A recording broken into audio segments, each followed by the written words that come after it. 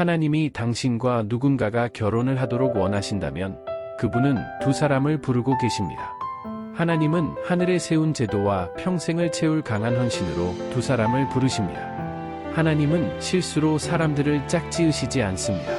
그리고 그분이 두 사람을 더 가까이 짝지으실 때 당신은 그것을 마음에서 느낄 것입니다. 사람들은 우연히 만날 수 있습니다. 예상하지 못한 곳에서 특별한 사람을 만날 수도 있고 상상하지 못한 상황을 통해 만날 수도 있습니다. 하지만 하나님과 함께라면 처음부터 그것은 하나님의 계획이었고 이것이 일어날 때 당신은 마음속에서 강한 유대가 자라나는 것을 느낄 것입니다. 이것은 당신의 마음속에서 이 사람에 대한 진정한 사랑과 애정의 깊은 느낌입니다. 이렇게 누군가를 사랑하면 당신은 그들을 돌보고 존경하며 신뢰하고 그들을 더 잘 이해할 방법을 찾으려 할 것입니다. 결혼에 있어 사랑은 누군가를 처음 만났을 때 느끼는 감정적 흥분을 넘어서서 깊은 의미를 가집니다. 신의 뜻대로 이루어진 관계에서 사랑의 깊이를 설명하는 것은 신체적으로 매우 어렵습니다. 두 사람은 무조건적인 사랑과 상호 존중, 그리고 서로에 대한 이해를 나누게 될 것입니다. 당신은 항상 그들에 대해 매력적인 무언가를 발견할 것입니다. 그것은 단지 오늘은 오르고 내일은 내리는 감정 이상의 것입니다.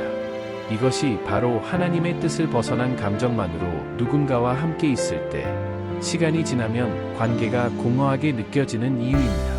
때로는 두 사람이 서로의 육체적인 관계를 맺은 후에 이런 일이 일어나기도 합니다. 때때로 당신이 정말로 사랑하지 않았다는 것이 분명해집니다. 당신은 그 사람이 어떻게 보이는지 혹은 그들이 무엇을 가지고 있는지에 집착했을 뿐입니다.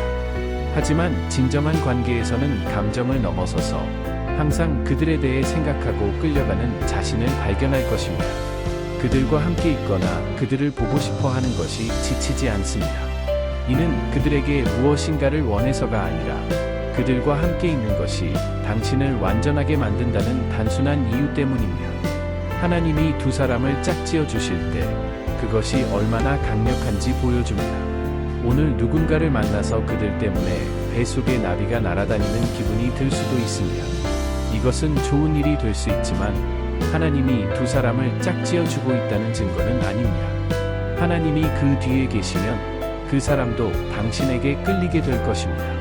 그들이 어디에 있든 그들이 응답하는데 얼마나 시간이 걸리든 상관없습니다. 그들이 하나님의 자녀이고 순종한다면 그들은 반드시 다가올 것입니다. 하지만 그들이 거절하고 다른 사람과 함께 가더라도 결혼을 하더라도 하나님이 당신에게 거짓말을 했다고 느끼거나 하나님이 결코 관여하지 않았다고 생각해서는 안 됩니다. 당신이 그 강한 느낌에도 불구하고 하나님의 짝지음을 받아들이기로 결정을 했듯이 그들도 그 결정을 내려야 합니다. 하나님은 두 사람을 강제로 하나로 만들지 않으십니다. 그분은 일들을 움직이게 하고 상황을 조직하여 두 사람이 연결되고 나아갈 기회를 주실 수 있지만 결단은 여전히 당신에게 달려 있습니다. 하나님이 주신 파트너를 놓친 사람들은 그분이 그들의 마음에 두었던 끌림에 반응하지 않아서 그렇게 된 경우가 많습니다. 어쩌면 그들은 그것이 진짜라고 믿지 않았을 수도 있고 아마도 과거 경험이나 하나님의 계획에 대해 전혀 알지 못한 사람들의 거짓 정보로 인해 그런 사람을 만날 수 없다고 믿게 되었을지도 모릅니다. 그들이 하나님이 그들의 마음속에서 하시는 일을 듣거나 따르지 않았기 때문에 그 사람을 놓치고 그 사람과 함께 했을 때 얻었을 만족을 찾지 못한 곳에 이르게 된 것입니다. 하지만 아직 결혼하지 않았으니 하나님은 곧 당신을 누군가와 짝지어 주실 것입니다. 지금 이미 그렇게 하고 계실 수도 있습니다. 지금이든 나중이든 하나님이 두 사람을 가까이 짝지어 주실 때 당신은 사랑의 관계로 끌려들게 될 것입니다. 이 사랑의 관계에는 신뢰가 있을 것입니다. 보세요. 누군가를 사랑하려면 그들을 신뢰할 수 있어야 합니다. 당신이 깊은 상처와 실망에서 왔을 수 있다는 것을 이해합니다. 그래서 사람들을 신뢰하는 것이 어려울 수 있습니다. 하지만 좋은 소식이 있습니다. 하나님이 당신과 맞는 사람을 깊이 사랑하는 사람과 짝지어 주실 때 그들은 당신이 안전하고 안정감을 느낄 수 있는 환경을 만들어 줄 것입니다. 보세요. 안전은 성공적인 관계의 기본적인 부분이며 그 안전의 요소는 정직, 진실성, 헌신, 그리고 배려입니다. 당신이 함께 있는 사람이 진정으로 당신을 대할 때, 거짓말이 아니라 진실과 옳은 것을 지지할 때, 아무도 안전함을 느끼지 않을 수 있으며, 그리고 그들이 그들의 진심을 증명하고 당신에게 헌신하고, 당신이 걱정하는 일에 진정으로 관심을 가지고 있다는 것을 증명하면, 그들은 당신이 그들을 사랑하고 신뢰할 수 있을 만큼 안전한 분위기를 만들어줄 것입니다. 우리는 모두 진행 중인 작품이며, 하나님께서 우리를 치유하시는 도구, 특히 관계 문제에서 치유하시는 도구는 사랑과 평화입니다. 이 두 요소는 매우 강력합니다. 왜냐하면 그들은 당신에게 온전함을 가져다 줄 것이기 때문입니다. 이제 하나님이 당신을 인도하시는 관계의 성공은 한 사람만의 문제가 아니라 상호 협력에 관한 것입니다. 이는 두 사람이 함께 일하고 각자의 역할을 하며 서로 맞춰 나가는 것을 요구합니다. 예를 들어, 하나님은 당신이 그들을 신뢰하지 않으면서 파트너에게 신뢰를 요구하는 것이 불공정하다는 것을 아십니다. 이는 내가 당신을 내 파트너로서 신뢰해 주기를 원한다면 나도 먼저 당신을 신뢰할 준비가 되어 있어야 한다는 것을 의미합니다. 얼마 전에 누군가에게 사랑은 위험이라고 말했습니다. 하나님이 당신을 짝지어 주신 사람을 사랑하는 것은 그 사람에게 당신을 상처 입힐 수 있는 힘을 주는 것이며, 그들이 그렇게 하지 않도록 신뢰하는 것입니다. 나는 그것이 그들에게 무기를 주는 것과 같다고 말했습니다. 하지만 그들이 당신을 상처 입히는 대신 그것을 사용해 당신을 보호하고 지켜줄 것이라고 하나님을 믿고 신뢰하는 것입니다. 당신이 그런 깊은 감정을 공유하는 사람을 만났을 때 하나님은 두 사람을 짝지어 가정을 이루게 하십니다. 그런 결혼 안에서는 평화, 휴식, 헌신, 그리고 신뢰가 있을 것입니다. 사랑은 두 사람을 하나로 묶어주고, 평화는 이 사람이 맞는 사람임을 확신할 수 있게 도와주지만, 지식과 이해가 결혼 전후로 두 사람을 계속 함께 유지하게 합니다. 두 사람은 함께 가며 서로를 더 잘 알게 되고, 서로가 원하는 것과 원하지 않는 것을 이해하게 될 것입니다. 성경은 잠언 24, 3대4에서 말합니다. 지혜로 집을 짓고 이해로 그것을 세우며 지식으로 그 방들은 귀하고 아름다운 보물로 가득 차게 된다. 이 사람과 함께 가정을 이루고 싶다면 그들에 대해 배우고 이해하려는 결단을 내려야 합니다. 모든 의견 차이가 당신들을 갈라놓기 위한 것이 아니라 서로를 이해하는 데 도움을 주기 위한 것임을 알아야 합니다. 그래서 사랑과 확신은 당신들을 하나로 묶어주는 기초가 되어야 합니다. 갈등이나 의견 차이가 두 사람을 늘어지게 할 때 사랑은 당신들을 더 가까이 묶어줄 것입니다.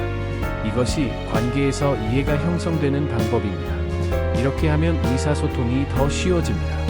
한 번은 어려움을 겪고 있는 한 커플과 앉아 있었습니다. 그들에게 어떻게 서로 의사소통을 하는지 물어봤습니다. 그들이 문제를 이야기할 때마다 항상 서로의 실수와 단점을 지적하고 자신이 옳다고 증명하려고 한다는 것을 알게 되었습니다. 나는 이것이 그들을 절대 더 가까이 만들지 않는다는 것을 그들에게 보여주어야 했습니다. 오히려 그들은 계속해서 불만을 이어가며 서로의 잘못을 고치려고 하지 않고 각자가 자기 자신이 옳다고 생각하게 될 것입니다. 잠언 15, 1대2 온유한 대답은 분노를 돌이키고 거친 말은 분노를 일으킨다. 지혜로운 자의 혀는 지식을 장식하고 어리석은 자의 입은 어리석은 말을 내뱉는다. 나는 그들에게 이 말을 보여주고 건강한 의사소통이 어떻게 보여야 하는지 예를 들어 주었습니다. 내가 당신을 사랑한다면 당신을 잃고 싶지 않거나 상처를 주고 싶지 않습니다. 당신이 나를 아프게 하고 그것에 대해 이야기해야 할 때 나는 당신에게 보복하려는 마음에서 그렇게 하지 않도록 할 것입니다. 그것은 상황을 더 악화시킬 뿐입니다. 나는 내가 옳았다는 것을 증명하려 하기보다는 우리의 관계를 치유하고 싶습니다. 그들에게 사과를 강요하는 것은 그들을 더 멀어지게 만들 수 있습니다. 그래서 내가 할 일은 그 문제에 대해 진심으로, 존중하는 마음으로 그들의 주의를 끌고 그 문제에 대해 내가 어떻게 느꼈는지 부드럽게 말하며 그런 일이 나를 아프게 한다는 것을 그들이 알고 있는지 묻는 것입니다.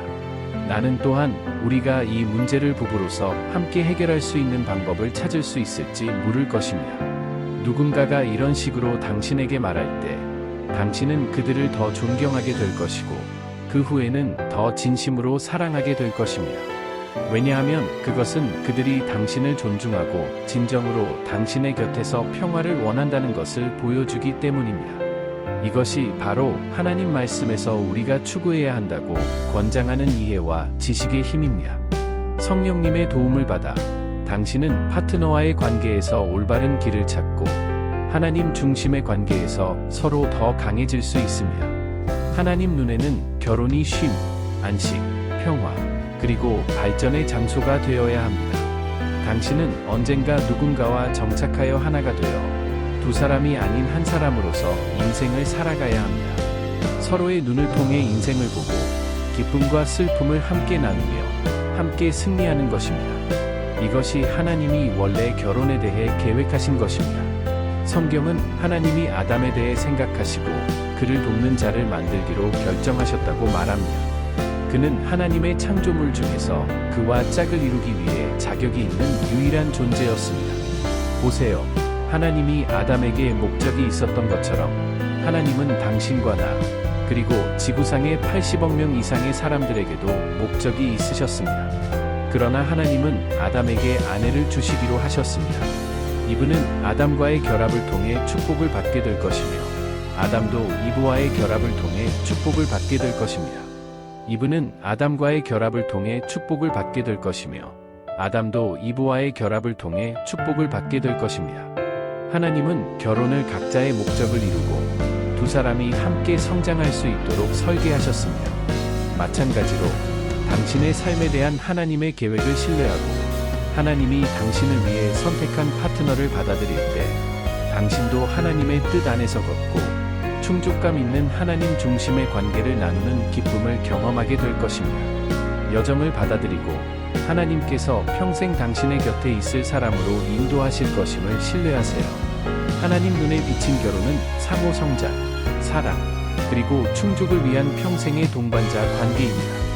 하나님이 계획하신 결혼은 아름답고 우리가 그분의 계획을 따를 때 우리는 사랑과 삶의 충만함을 경험할 수 있습니다. 하나님의 타이밍을 신뢰하고 그분의 계획을 받아들이며 그분의 사랑이 당신을 위해 준비한 사람에게 인도할 수 있도록 하세요. 함께 걸어가며 하나님이 당신들의 결혼을 위해 계획하신 목적이 두 사람을 축복하는 방식으로 펼쳐질 것임을 신뢰하세요. 하나님이 계획하신 결혼은 두 사람을 사랑, 신뢰, 상호 존중 속에서 하나로 모으는 것입니다. 그들은 함께 목적을 공유하며 인생을 나누게 됩니다. 하나님이 당신을 위한 계획은 항상 선한 계획임을 기억하세요. 그분을 신뢰할 때 하나님은 당신에게 완벽한 파트너를 인도하실 것입니다. 하나님 눈에 비친 결혼은 아름답고 신성한 결합으로 두 사람 모두에게 기쁨, 충족, 그리고 성장을 가져다 주기 위해 설계되었습니다.